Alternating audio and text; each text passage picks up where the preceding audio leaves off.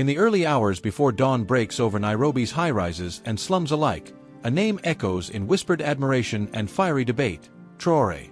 It is not the name of a local leader, nor one etched into the pages of Kenyan history. It belongs instead to a man born far to the west, in the dusty, resilient soil of Burkina Faso. A soldier turned statesman, a face hardened by war but softened by purpose. Ibrahim Traoré, the youngest head of state in Africa, has become the lightning rod of Pan-African yearning. And nowhere is this more apparent, or more surprising, than in Kenya. The internet pulses with his image. His speeches are clipped and shared across WhatsApp groups, posted to X with hashtags like #AfricaRising, #Traoré2025, and increasingly, #OurPresident2. Memes compare him to Sankara. Youth in Kisumu and Dandora chant his name not in protest, but in reverence. At first, it was subtle, a curiosity. Then, it was clear. Kenyans were falling in love with Traoré. Not as a gimmick, not as a protest vote, but as a mirror of the leader they longed for. If this message resonates with you, take a second to like this video. It helps more people see it. The world watched in disbelief. Analysts scoffed. Politicians frowned. But on the ground, in the alleys of Kibera and the campuses of Eldoret, the feeling was real. It wasn't about geography. It was about spirit.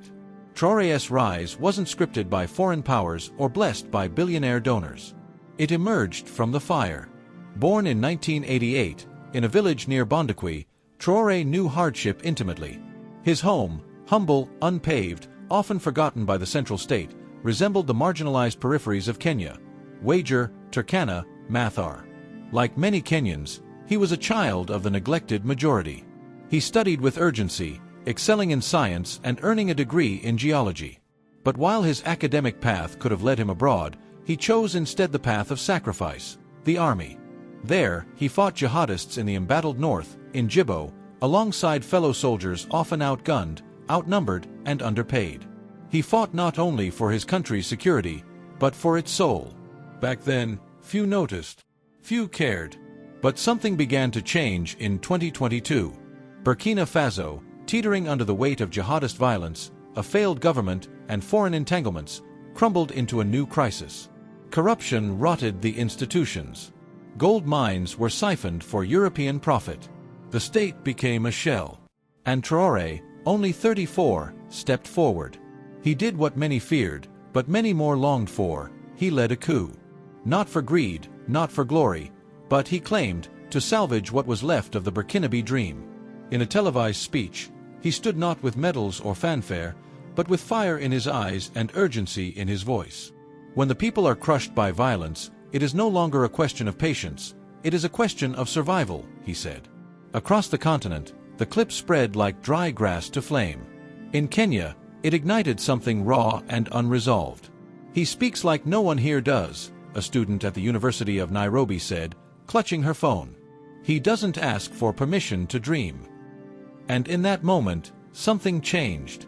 Tell us in the comments where you're watching from. This story belongs to all of us. The Kenyan youth had seen enough promises broken. They had watched foreign companies dig into their coastlines for titanium, leaving behind craters and contracts. They had seen MPs raise their own salaries while hospitals lacked gloves.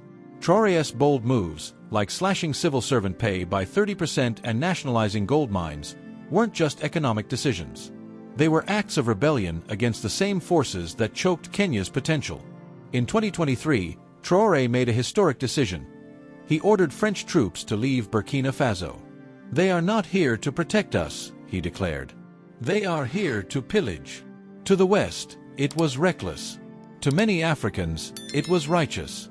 In Nairobi, youth groups renamed their WhatsApp forums Shujaa Watch, a nod to the Swahili word for hero. On X, Kenyans reposted his speeches with captions like, "This is what real leadership looks like." A viral video showed boda drivers watching one of his speeches on a tiny cracked TV, cheering as if for a football match. But not everyone was convinced. There were whispers. Is he a savior or another strongman? Then came 2024. In a decision that sent shockwaves across the continent, Traoré's government announced that elections would be postponed until 2029. The justification: The country was at war. Stability, they said, must come before ballots. The backlash was immediate. Critics in Burkina Faso warned of creeping authoritarianism. Human rights groups sounded alarms. And in Kenya, even his most devoted fans paused. Was this the moment the revolutionary became the ruler? Still, many defended him. "Our own leaders hold elections and steal them anyway," one Kenyan activist posted. "At least Traoré is building schools, roads, and dignity." Subscribe and share this if you believe the time for Africa to rise is now. Beneath the surface, however, the threats to Traoré's rule were mounting, not only from jihadists, but from within. In a fiery national address, Traoré's voice rose with fury. "They are here, among us, agents of foreign embassies, in our ministries, our media, our politics. They pretend to be patriots, but they serve other flags." He promised to root them out. "We will be ruthless," he said. "We will not be held hostage by cowards who sell our revolution for crumbs." To many Kenyans, it was a familiar warning. Their own history bore the scars of assassinations, foreign meddling, and ghostly alliances. From Tom Mboya to the silence around Jacob Juma, they knew what it meant to challenge empire. As Traoré purged his administration and civil society of suspected traitors, critics screamed repression. Supporters called it defense. And so the line between liberty and security blurred. In this firestorm, Kenya's fascination only deepened, not because Traoré was flawless, but because he was fighting. Fighting battles Kenyan youth felt too familiar with: debt, dependency, and the illusion of democracy. They saw in him a symbol, a proof that young Africans could take back power without apology. The question no longer was why Kenyans admired him. It was why their own leaders inspired so little. And across the world, that truth rang uncomfortably loud. If you feel that truth in your bones, share this story. Not for clicks, but for a continent that needs voices to rise. The dust that sweeps across Ouagadougou carries more than sand. It carries suspicion, ambition, and revolution. It carries the weight of a young man's shoulders and the fire of a continent straining against its chains. Ibrahim Traoré walks not merely as a president but as a lightning rod, every step a spark, every silence a storm. But in Kenya, thousands of kilometers eastward, his name is whispered like prophecy. And it is whispered with yearning. "Traoré is doing what our own leaders fear to do," says a boda rider in Kisumu, pulling his cap low against the sun. "He's telling the truth. He's not hiding behind IMF smiles and World Bank loans." The video of his words, shot on a borrowed phone, goes viral overnight. In the bars of Mombasa and the classrooms of Eldoret, young people share clips of Traoré commissioning new schools, walking muddy roads without fanfare, cutting ribbon not for show but for necessity. His moves, drastic, defiant, often divisive, hit a nerve. Because in Kenya, the streets are tired. Tired of leaders who cut deals in silence while preaching patriotism on microphones. Tired of roads built at triple the cost. Tired of hospitals turned into grave sites. And most of all, tired of feeling powerless. Traoré is not perfect, but he is a weaponized contrast. If this vision of dignity and self-determination speaks to you, take a second to like this video. It spreads the message. Back in Burkina Faso, the revolution is anything but romantic. Traoré is now a target. Not just from jihadist cells that move like smoke across the Sahel, but from the quiet hands of elite betrayal. Inside ministries once loyal to France, whispers bloom. NGO meetings are bugged.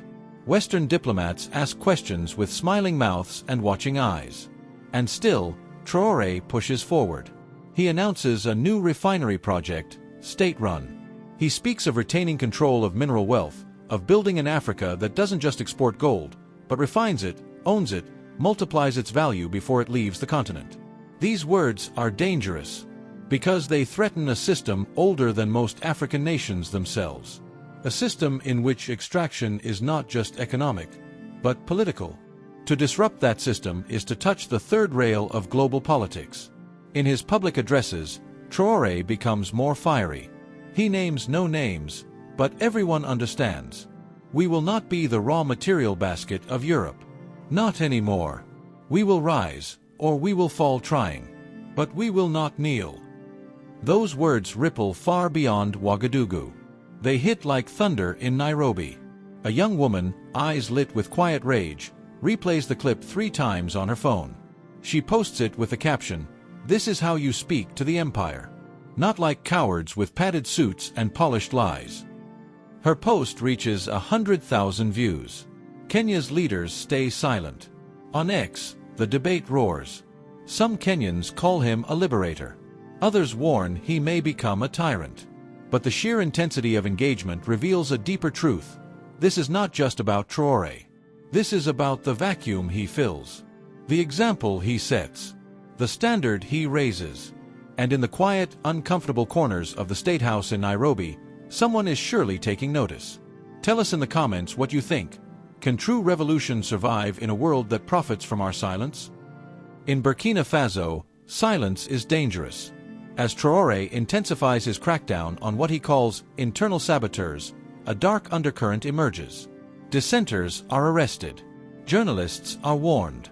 The balance between revolution and repression begins to tremble.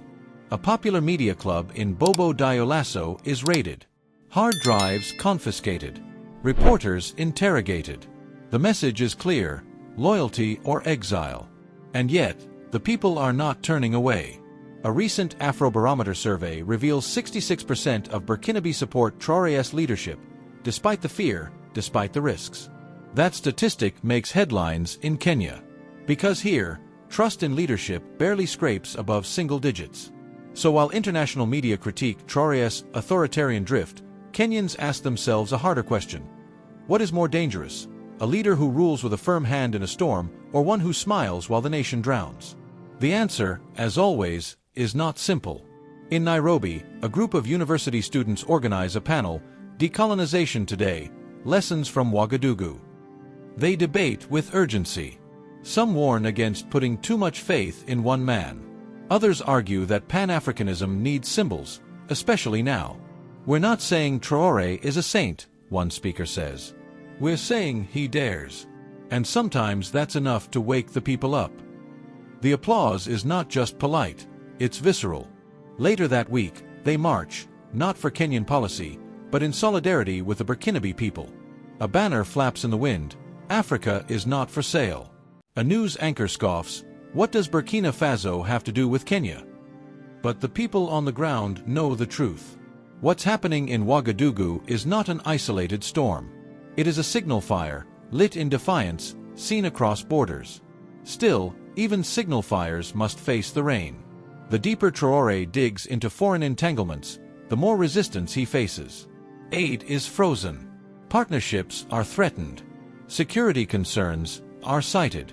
Weapons promised never arrive. Western outlets begin to paint him as paranoid, unstable, dangerous. In response, Traoré doubles down. In a landmark speech, he delivers the line that shocks even his closest allies. "If we must eat stones to be free, then we shall build our homes with those same stones." A metaphor for suffering, for sacrifice, for sovereignty at all costs.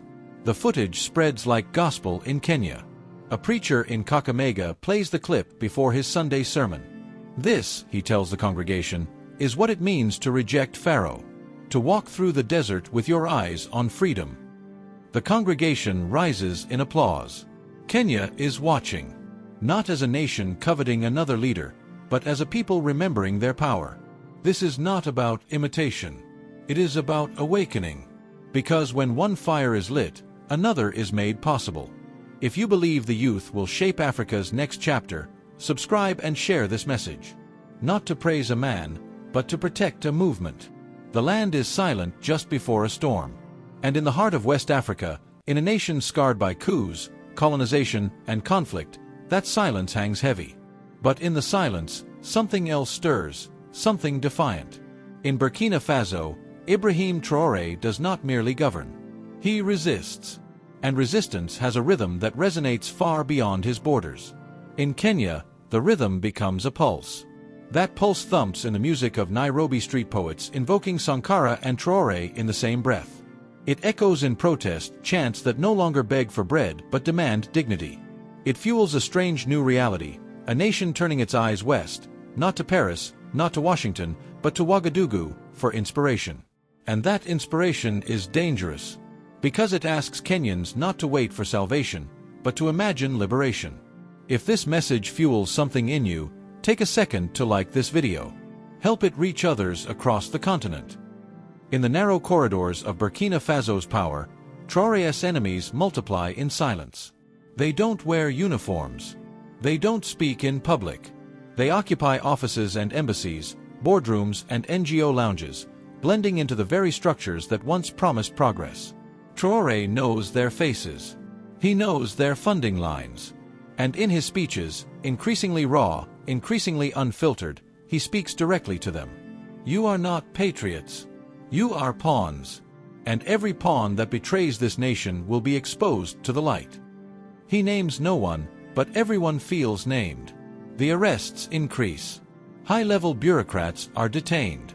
Civil society leaders with foreign grants are quietly removed.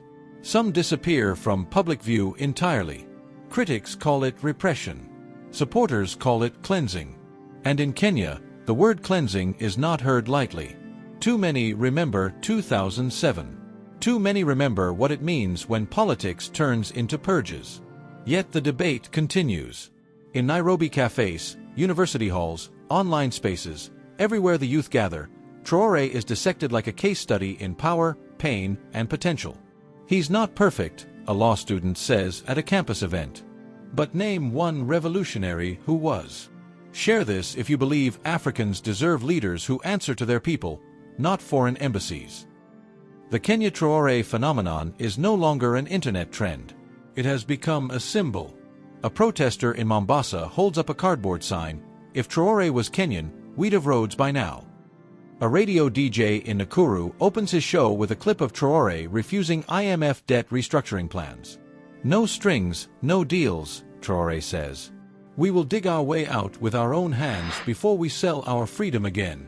The DJ sighs into the mic. "Can you imagine," he asks his listeners, "a leader who believes in his people more than he fears the West?"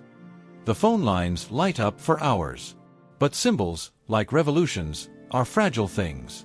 And in Burkina Faso, the enemy is not idle.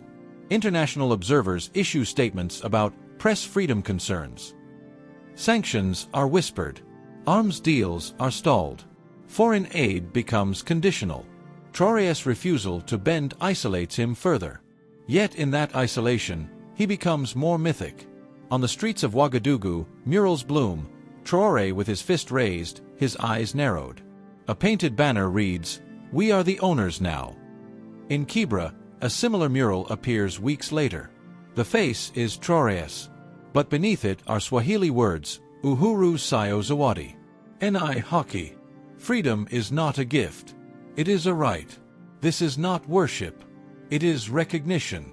Because the youth of Kenya have grown up in the aftershock of promises. They were told independence meant power, but watched foreign investors own their land. They were told elections meant choice, but watched recycled names fill every ballot. They were told they were the future, but lived in the past. Now, watching Traoré wrestle with the present, however messily, they begin to believe again in possibility. Tell us in the comments, do you believe this generation can redefine African power? Your voice matters. Inside Burkina Faso, the pressure mounts. Traoré's decision to delay elections to 2029 remains his most controversial act. International media call it a slide toward dictatorship. Local activists demand a roadmap, a promise, even a compromise. But Traoré remains unyielding. We are in a war, not just of bullets, but of systems. There is no ballot in a burning house. The line shocks many. But in Nairobi, a young activist posts the quote alongside a photo of a burning matatu and writes, "We live in a burning house too. And no one is putting out the fire." The post is shared 10,000 times in one day. This is not blind allegiance.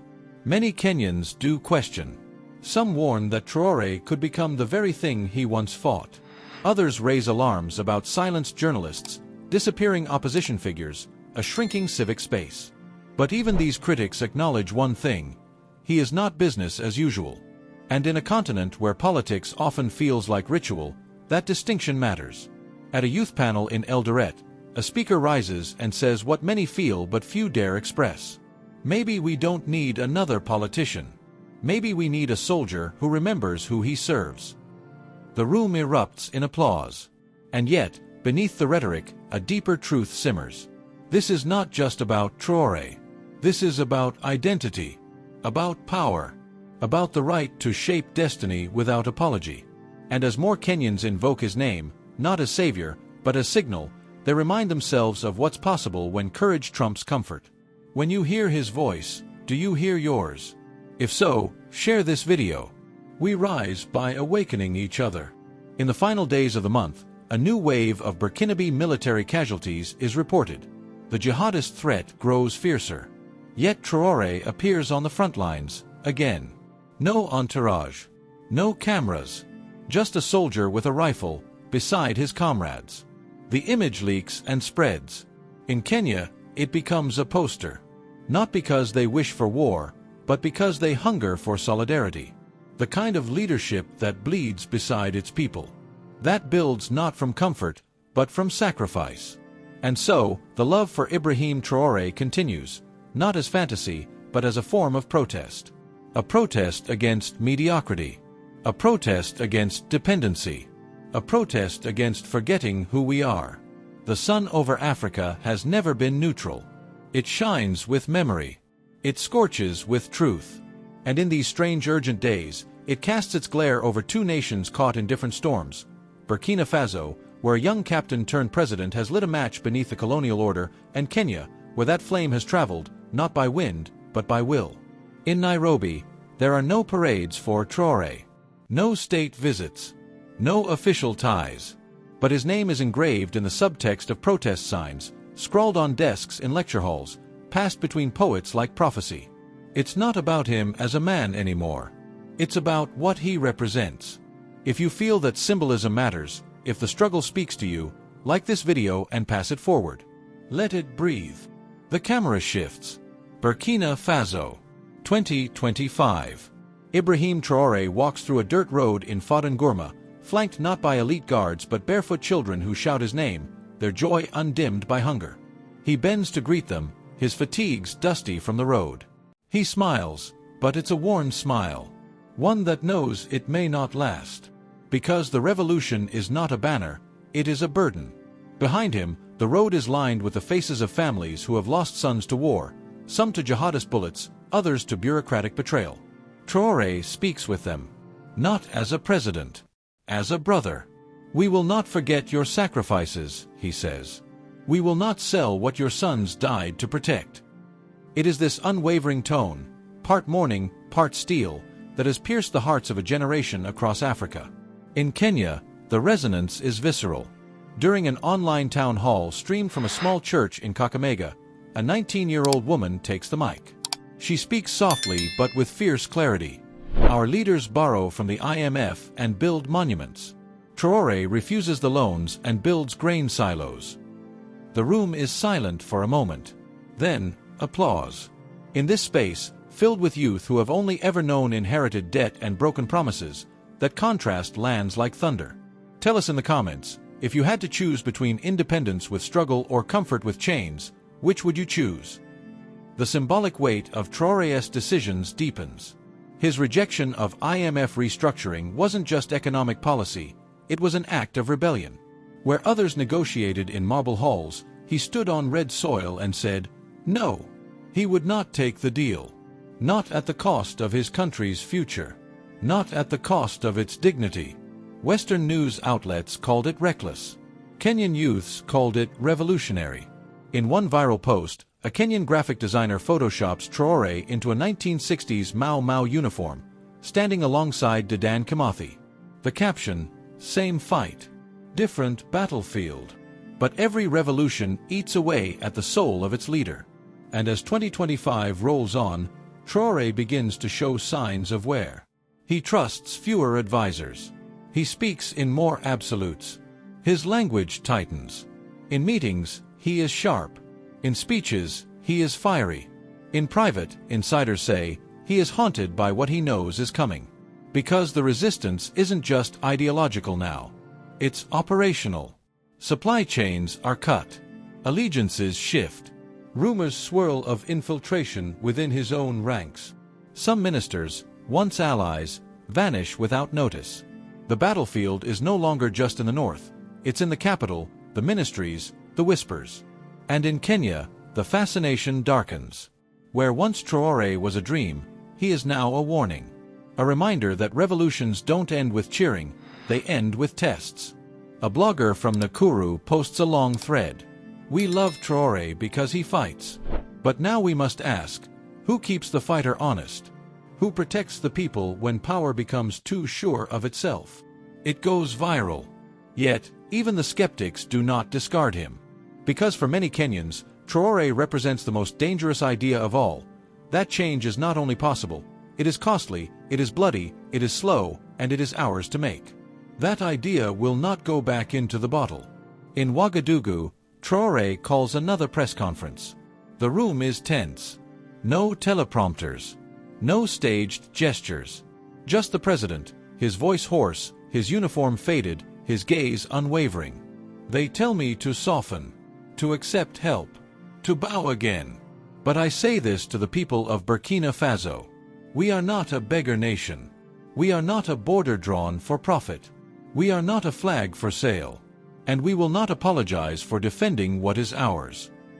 The applause is not from the journalists. It is from the citizens gathered outside the compound, listening through phones and loudspeakers, chanting his name between verses of the national anthem. In Nairobi, a street rally breaks out. Not in support of Traoré, but in defiance of silence. A speaker stands atop a truck and bellows, "Where is our leader when we cry? Where is our boldness when they steal?"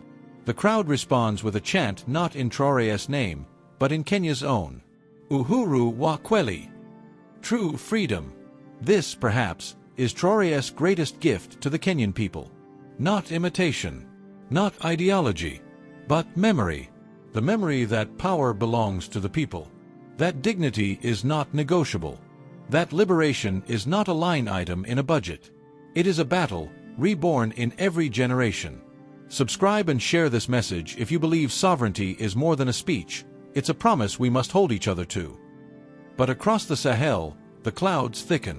Traoré now governs in the shadow of regional aggression. Ghana's military, emboldened by new Western alliances, conducts anti-terror operations near the Burkina border. There are whispers of provocation, some say even invasion. Traoré responds with mobilization, not just of troops, but of memory. He invokes Thomas Sankara. He quotes Patrice Lumumba. He names the cities of Africa like prayer, Lagos, Nairobi, Bamako, Kinshasa, as if to remind the world that Africa is not divided by lines, but by wounds. And in Kenya, the lines begin to blur. Is Traoré a president or a mirror? Is Kenya watching him rise, or watching its own reflection through a fog of complacency? The narrative becomes less about whether Traoré is right, and more about why no one else dares as he does. In WhatsApp groups across Nairobi, a message circulates. We don't need Traoré to lead us. We need our own Traoré, our own courage, our own moment. And somewhere in Kenya tonight, a child is watching his speech. Somewhere, a girl is reading about Sankara. Somewhere, someone is preparing, not for rebellion, but for readiness. The revolution was never meant to be comfortable. It was never designed to fit neatly into headlines or diplomatic briefings. It was forged in the quiet rage of forgotten villages, in the tear gas of suppressed protests, in the hunger that lingers after every promise expires. And so it is, in 2025, that the name Ibrahim Traoré still reverberates, not because it is flawless, but because it refuses to be silent. In Kenya, his shadow stretches long across the political landscape. He has never campaigned there, never stepped on its soil. Yet, somehow, his presence is felt. From rural Turkana to the classrooms of Nairobi, people do not speak of Traoré as a savior. They speak of him as a threshold, a line between what has always been and what might be. Take a breath. If this journey has stirred something in you, share this story. Not for clicks, but for continuity. Because stories like this don't end, they are passed forward. In Ouagadougou, Traoré stands taller now, not in pride, but in weight. He has become a vessel for a dream too large for one man to carry. His voice has grown slower, more reflective. Yet when he speaks, the world listens. In his most recent address, he spoke not of war, but of memory. They tell us we are poor, but we are rich in spirit. They tell us we are weak, but our courage outlasts empires. They tell us to wait, but we are already here. In Kenya, the clip is reposted under a caption that simply reads, "We are already here." The movement has become less about him and more about us. But not all stories end in triumph. Traoré remains under siege. His government is isolated, surrounded by diplomatic pressure, economic suffocation, and internal sabotage. Aid organizations whisper of crises. Western analysts warn of instability. And yet, he does not relent. Whether this defiance will break the cycle or be crushed by it, no one can yet say. But in Kenya, what matters most is not the man's fate. It is the fact that, for the first time in a long time, a leader did not flinch. A leader said no. A leader rejected the language of dependency. And in doing so, awakened a generation across borders. In a dusty community center in Kizii, a youth collective meets weekly now, not to gossip or complain, but to organize. They discuss land audits, electoral reform, local food production. They talk about self-reliance. They talk about dignity. They talk about how change begins before ballots, in belief. On a faded chalkboard, someone has written, "Traoré isn't the answer. He is the question. What are we willing to do? What are we willing to risk? What kind of leadership will we demand? Not in crisis, but in clarity." These are the questions that burn in Kenya now. Not because of one man, but because of what he unlocked. Even among Kenyan elders, there is an unexpected shift. A former teacher in Nairobi remarks, "We used to teach about heroes like Jomo and Dedan Kimathi. But now, we show our students clips of Traoré. Not because he's perfect, but because he is present. He is fighting while the rest wait for permission." In this way, Traoré has transcended nationhood. He has become an African idea. And ideas do not die with presidents. They ripple. They replicate. They return in new bodies, new voices, new forms. And so, as the sun sets on yet another uncertain day in Ouagadougou and rises on another hopeful morning in Nairobi, one truth holds. This isn't the story of one man outshining another. It is the story of a people awakening to their standards, their strength, their sovereignty. It is the story of Kenya asking itself, with painful honesty, why must we borrow courage when we have so much of our own? This is not the end. This is a beginning. And the next chapter belongs to you. If you've made it this far, thank you. Don't just listen. Don't just watch. Be part of what comes next. Like, comment, and share this with someone who believes Africa must choose its own future. The time is now.